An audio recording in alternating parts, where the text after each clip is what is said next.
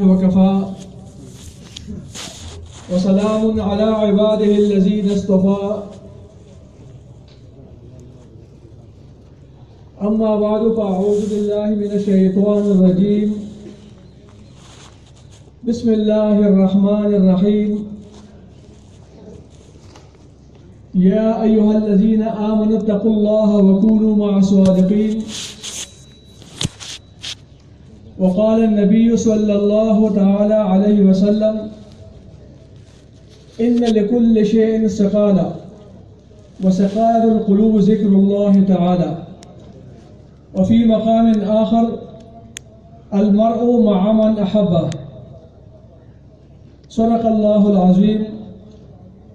وصدق رسوله النبي الكريم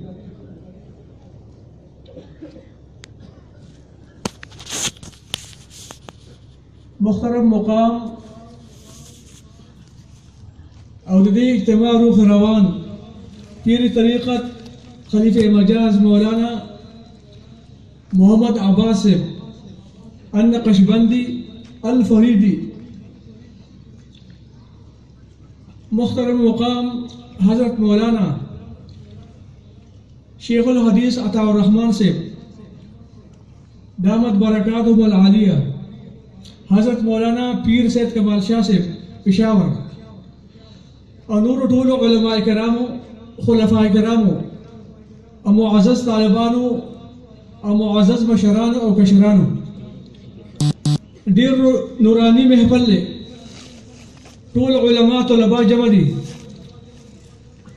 پدا سے مجالسو دے اللہ تعالیٰ اگر خصوصی انوارات اگر وریگی کدا سے مجلس کی اوسرے لغو نمکینی نو اللہ تعالیٰ غے محروم کینا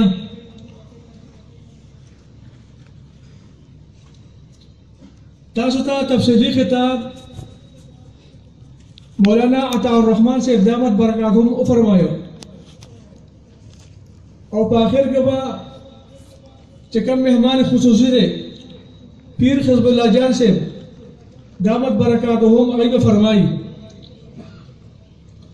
زبر بیعت متعلق کی اصول خبر بیان کم محترم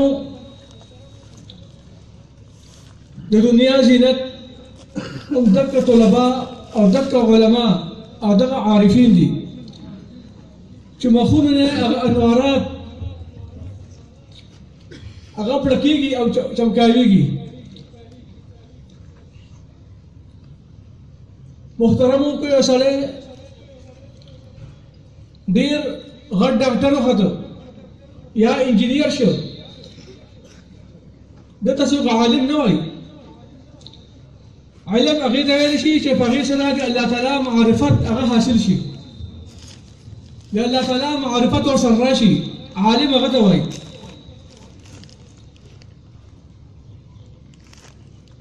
نمحترمو چکم زمدہ سلسلہ نقش بندیہ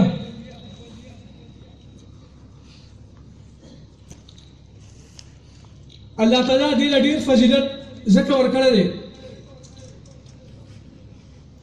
شی اکثر پدے کے دکا طلباء علماء دی اکثر شیوخ دی او بل پدے کے کم وظائف تھی اہم اکثر خفی دی او خفی ذکر لسانی ذکر نہ او یا گن نہ چکم دے غیر ثواب زیاد تے نو سلسلی خنورم دیری دی لیکن زمدہ سلسلہ پاکستان ہندوستان کے یا قندہار پلا دا دیر عاملہ منگا ٹول سلسلی برحق منو چٹول بحق دی اللہ تعالیٰ دے قرب لاری دی لیکن ضروری سس پڑے کی محنت محنت چیئے سڑے بیعتو کی اور بیا محنت انہ کی نو اکثر داسی بھی چکال پس بیاون گا راشو و ایسا فیدہ و نشوا نو فیدہ بس شیئی کہ تا اکا بیعت کرے دے بیان یوم وزیفون ندر کرے نو سنا سا وزیفی و بیا کے چی تاسو تا کمی وزیفی اخولشی نو خام خواب جکم دے فغیبا نسنا سا محنت گئے لکہ زمیداری پٹے او کری یا باغ او کری اگر محنت نکی اگر بنجر شی خراب شی دا شان کتا بیعتو کو لیکن تا دغه وظایف هغه پوره نکړل ټیک ده عذر د وجه نه کله پاتې شي نو بیا خو څه خبره نشته لیکن بغیر د عذر ته چې کوم دی هغه بیا کېنا نو بیا فایده چې کوم دی هغه نه کېږي هغه بیا بنجر شي لکه زمیندار چې باغ وکړي هغه بنجر شي خراب شي محترم یو جسم سازی وي ایو شخصیت سازی وي جسم خو جوړیږي د مور په ګډه کې لیکن شخصیت جوړېدل دا د الله تعالی په ذکر سره راځي د زړه په صفایي سره راځي استاده باطنی بیماری وځي چې کوم باطنی بیماری دي روحاني بیماری دي زموږ خلک اکثر چې کوم جسمانی بیماری وي دغه علاج کوي تبه ټوخی وي نو دغه علاج کوي لیکن د روحانو بیمارو علاج نه کوي حالانکه جسمانی بیماری دغه علاج کو سنت ده یا مستحب ده لیکن د روحانی بیمارو علاج دا خو واجب ده اصلاح بباطن دا خو واجب ده باطنی اصلاح دا به هر مسلمان کوي چې دا ځان نه تکبر ځان نه بدای ریا او سمعت حسد دا به ختمي لکه شیخ صاحب فرمایل چې دا ډېر خرابې بیماری دي نو دیو جنا دا به ځان لرکې په دې سره به چې کوم دی ستا جسم جوړېږي او ستا چې کوم دی قلب منور کېږي تاسو وګورئ سودا ګنده شي نو زرګر اور ته ورځي اور سره صفا شي کپڑا ګنده شي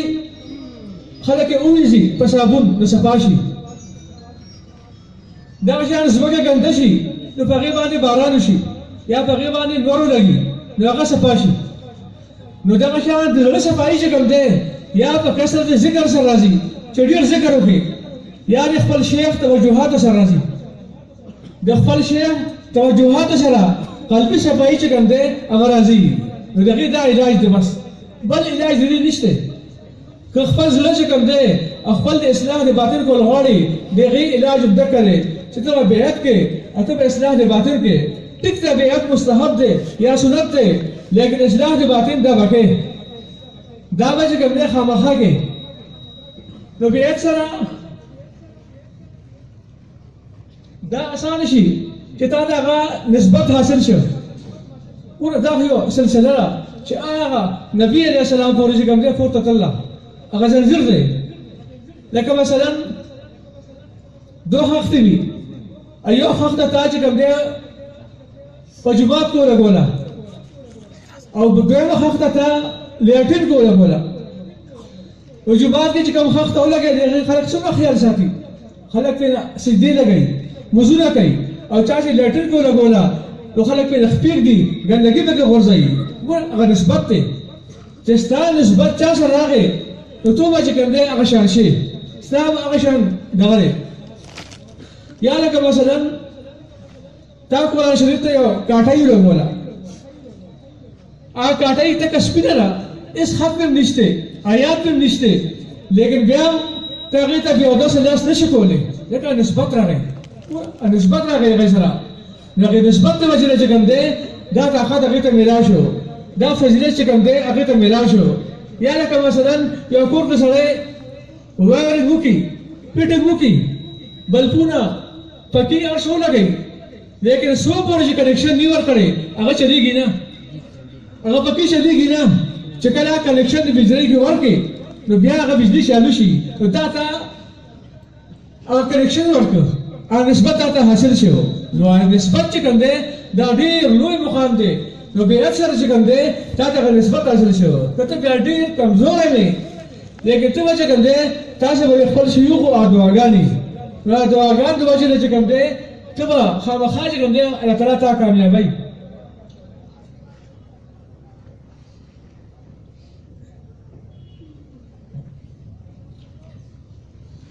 نو بیعت سره هغه نسبت حاصل شي تا ته نو خامخا چې کوم دی بغیر د نسبت نه دا فضیلت چې کوم دی تا ته حاصلېږي نه دې وجې نه علما فرمایي چې شریعت او طریقت دا لازم ملزوم دي شریعت او طریقت دواړه لازمي دي. دې داسې مثال وي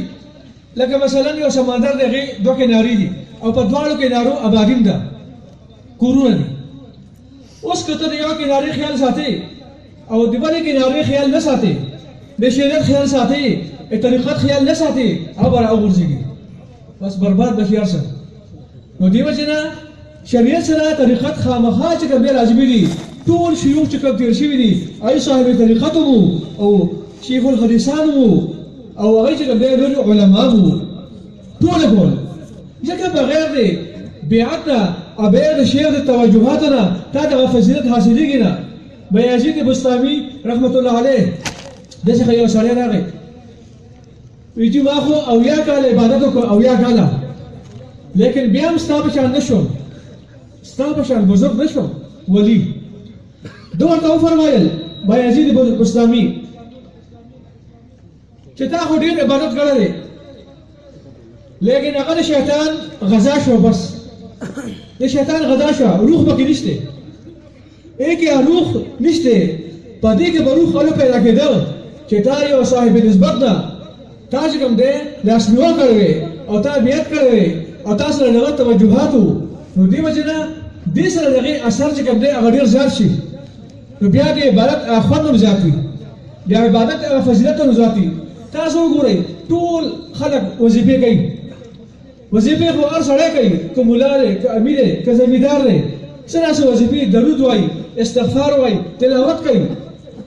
الله الله وایي، لیکن چې بیعت وکړي او بیا دا وظیفې کوي نو بیا د هغې فضیلت ډېر زیات دی. ځان له خو ته وظیفې کوي لیکن د هغې دومره فضیلت نشته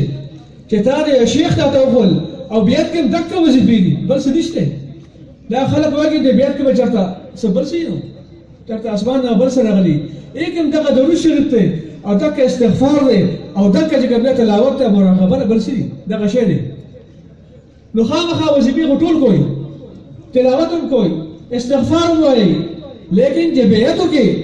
او بیا وظیفې کوي نو بیا د هغې خوند او د هغې رنګ ته بیا وګوره. نو دې وجې نه قرآن دا خو رنګ دی او علما دا رنګ پروش دي او دا صوفیان دا رنګ خېجونکي دي، دوی پې رنګ خېجوي، پینټ ورکوي، دل هغه چې کوم دی شی خسته کوي. نو ستا هر څه به خسته شي، ستا هغه عبادت به خسته شي، ایک به نورانیت راشي. نو دې وجې نه بیعت چې کوم دی دې سره اصلاح د باطن چې کوم دی هغه راځي. په حدیث کې راځي چې ګناهونو سره زموږ دا زړونه چې کوم دی تورېږي. چې سړی یو ګناه وکړي نو پر زړه باندې یو تور داغ ولګي، چې بل ګناه وکړي نو بل داغ ولګي، آخر کې تک تور شي بس. نو د زړه صفایي چې کوم دی هم دقه دې سره راځي، د قرآن تلاوت سره راځي، استغفار سره راځي او مراقبې سره راځي. ضروري څه په دې کې مراقبه را مراقبه د مراقبې ډېر لوی فضیلت دی، بلکې حدیث کې راځي چې د ټول شپې عبادت نه لږو د مراقبه دا بهتر ده، د هغې فضیلت زیات دی. بلکې یو حدیث کې دا هم راځي چې د 80 کالو عبادت نه لږه مراقبه هغه افضل ده. چې ته مراقبه وکړې چې بس سترګې پټې کړې او د الله تعالی چې کوم صفات دي د هغې فکر وکړي چې الله تعالی ته انوارات راځي زما په قلب باندې. نو د دې فضیلت چې کوم دی هغه ډېر زیات دی. نو دې کې مراقبه موت ته مراقبه ده. نو بیعت خو دغه شی دی نو او ډېر پکې دا هم بیا وایي چې هلکه بیعت نه کوو بیا به لیونی شو، لیونی به شو، وایي ترکې لیونی شوی دی. دې سره خو لیوني روغېږي، دې سره لیونی روغېږي. موږ په خپلو سترګو صحیح کړی دي چې ډېر لیوني په دې روغ شوي دي. په دې خو څوک لیونی کېږي نه، په دې خو لیونی چې کوم دی روغېږي. نو دې وجې نه د شیطان د وسوسو نه بچ شي. په حدیث کې راځي چې یو سړی غافل شي دا شیطان ورته وسوسې غورځوي، بس دنیا ورته خسته کوي، قسمه قسم وسوسې د زهر او استل ولوي، د سحر کنیکشن. چې کله دا ذکر شروع کړي بیا شیطان تختی، بیا شیطان په شا نه ګوري. نو شیطان د وسوسو نه که ځان بچ کول غواړي د هغې علاج هم دقه دی، بس بل نشته. هم دقه بیعت دی، عمدک ذکر دی عمدک قلبي صفایي ده تزکیه نفس دی په دې سره چې کوم دی وسوسو ته بچي نو دیو جنا هر سره چې کوم دی دا به باطن اصلاح کوي اصلاح د باطن دا واجب ده دا ضروری ده چې دا خپل ځل چې کوم دی د ګنده عقایدونه د خراب عقیدونه د ریانه د تکبرنا د حسدنا سمعتنا ځان خولنا دا بچي دینه به سبا کې اګه علاج هم درکړي بس دغه علاج په پیسو باندې نشته دغه علاج دغه بیت سره اصلاح باطن سره چې کوم دی هغه راځي په حدیث کې راځي چې تاسو دومره ذکر وکړئ چې تاسو ته خلک مجنون وایي دې کې حد نشته بس څومره کې اس حد پکې نشته نو دیو جنا دلته کې ډېر خلفا موجود دي او نور خلفا چې حضرت مفتی صاحب رحمت الله علیه هغه باندې مکمل اعتماد کړی دی اعتماد به نه کړی دی مولانا محمد عباس الفریدی مولانا عبدالله صاحب یا نور دلته کې چې کوم دی مفتی سردار راشي یا چې کوم دی تورا وړي کې مزمل مولا صاحب رحمان الدین مولا صاحب کربوغا کې یا نور چې کوم دی دلته نور علما دي قاضي حبیب ولی صاحب نور رحمان قاری صاحب دا ټول خلفا دي نو دیو جنا دا ټول چې کوم دی صاحب نسبت دي تاسو دې ټول چې کوم دی بیت کول شي تاسو دې ټول اصلاح باطن چې کوم دی اکول شي دیلم دلته پکار دي چې ټول کلو کې چې کوم دی د یو طریقې جوړ کړي چې هفته کې یا میاشت کې چې کوم دی خامخا سم مهنت وکړي پر خلکو باندې ډېر مهنت چې کوم دی دا خو مولانا عباس صاحب بالکل کوي هغه باقاعده موږ دا رپورټ ورازي هغه خبرې وو الله تعالی ډېر عمر دراز او ډېر توفیق ورکړي چې دوی زیات خدمتونه وکړي او یا ملګری چې کوم مسله دي الله تعالی دې خوشاله وګرځي نو محترمو د باطن اصلاح دا ډېر ضروري ده او ډېر اسانه ده او دې کې نورانیزم چې کوم دی هغه ډېر زیات دی د عبادت خوږوالی د عبادت خواږه هم په دغه دې کې بس چې ته به د عبادت په خوږوالي باندې پوه شې ته به د خپل وظیفې او د خپل درود شریف او د خپل تلاوت او د استغفار په خوږوالي باندې الله پوهېږي چې بیعت وکړي که بیعت ته دې کړې که ته ډېر استغفار وایې ډېر تلاوت وکړې هغه شان فضیلت یې چې کوم دی نشته لیکن چې یو صاحب نسبت سره مربوط شي او زنجیر کې ځان وتړي بس لکه ګاډي سره یو ډبې ته وتړي او چې کوم ځای کې انجن رسي هغه ډبې ورسره چې کوم دی عمر رسي ته هغه جنت ته رسي هغه ځای ته به رسي نو دیو جنا ټول چې کوم دی تاسو دینا بیا تو کوي مو خو لري وو لیکن دی خو تاسو نږدې دي نو سګران عمره او سګران عمره خیر دې کې سره سولې خلاص کی یا دوه میاشتې کې یا دې زیات چې کوم دی دا وظیفه کی او بیا خپل شیخ څخه راشي یا کله پونو کی خپل وظیفه بدله کی دا سګران خو نه نو دیو جنا بیا چې کوم دی دا ضروري شی دی الله تعالی موږ ټول د عمل توفیق راکړي صلی الله تعالی علیه وسلم